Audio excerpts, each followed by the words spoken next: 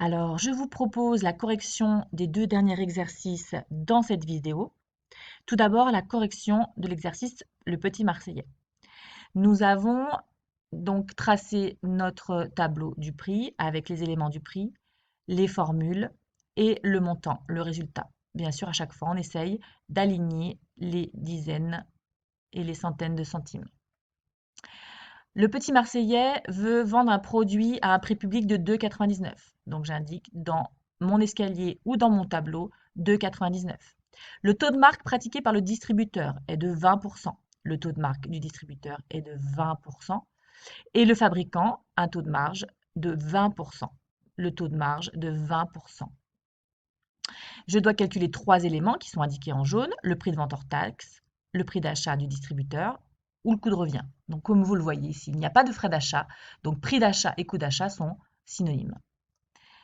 Pour retrancher la TVA, pas de problème, on sait faire. PVTTC divisé par 1 plus taux TVA, 2,99 divisé par 1,2, 2,49 €.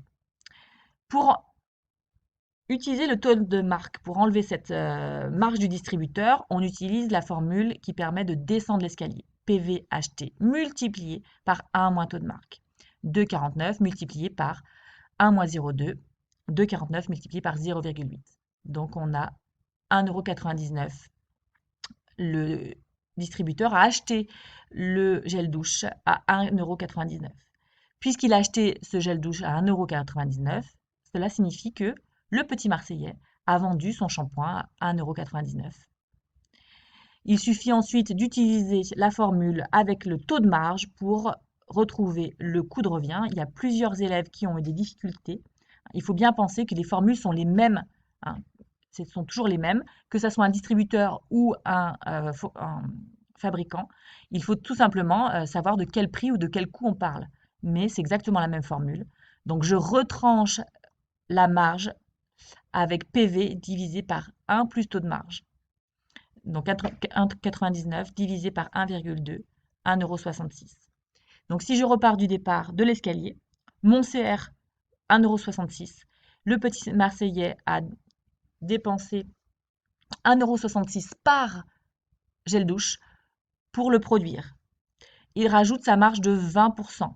Il vend donc son produit au distributeur à 1,99 €. Le distributeur l'achète à 1,99 €, il ajoute sa marge et obtient donc 2,49 €. Il ajoute la TVA et il obtient 2,99 €. Donc on a bien remonté l'escalier du prix. C'est la même chose avec l'exercice de la redoute. On parle d'un pantalon à 25 €, PVTTC 25 €. Cette fois, on a un CM, un coefficient multiplicateur. Donc le petit bateau qui me permet d'englober à la fois la TVA et la marge du distributeur. Et on a un taux de marque cette fois-ci pour le fabricant. On doit aussi retrouver trois éléments dans ce prix-là. Donc puisqu'on part du PVTTC, on va encore descendre l'escalier. Donc la même chose, PVTTC à 25 €, j'enlève la TVA de 20% en faisant 1 plus taux TVA, 25 divisé par 1,2, 20,83 €. J'utilise ensuite mon CM. Attention, le CM part du PVTTC. PVTTC divisé par CM, 25 divisé par 2,5 égale 10 €. Ensuite, je sais que mon distributeur a acheté à 10 €, donc c'est que le fabricant l'a vendu à 10 €. C'est à partir de ce prix-là que je vais pouvoir enlever la marge grâce à ces 18% qui sont pris sur le coût. Qui sont pris sur le prix, puisque c'est un taux de marque. Donc on va utiliser la formule du taux de marque pour descendre l'escalier. On multiplie le prix de vente par 1 moins taux de marque. Donc 10 multiplié par 1 moins 0,18 égale 8,20 €. Donc la même chose, on peut remonter l'escalier.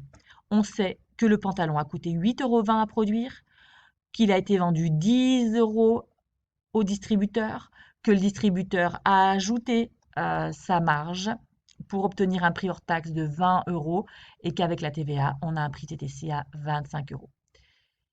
Voilà pour la correction de ces deux exercices. Bravo à tous. Ne vous compliquez pas la vie. Les formules qui sont sur le tableau dans la précédente vidéo expliquent tout ce qu'il faut savoir. Il faut juste bien savoir si on parle d'un coût de revient pour un fabricant ou d'un coût d'achat ou d'un prix d'achat pour un pour un distributeur, pardon. Donc, coût de revient pour un fabricant, coût d'achat ou prix d'achat pour un distributeur. Hein, les formules sont tout le temps les mêmes et puis bien savoir si on monte ou descend l'escalier du prix, hein, pour savoir si on multiplie ou si on divise. La fiche n'est pas terminée, il y a encore d'autres exercices pour vous entraîner. À bientôt!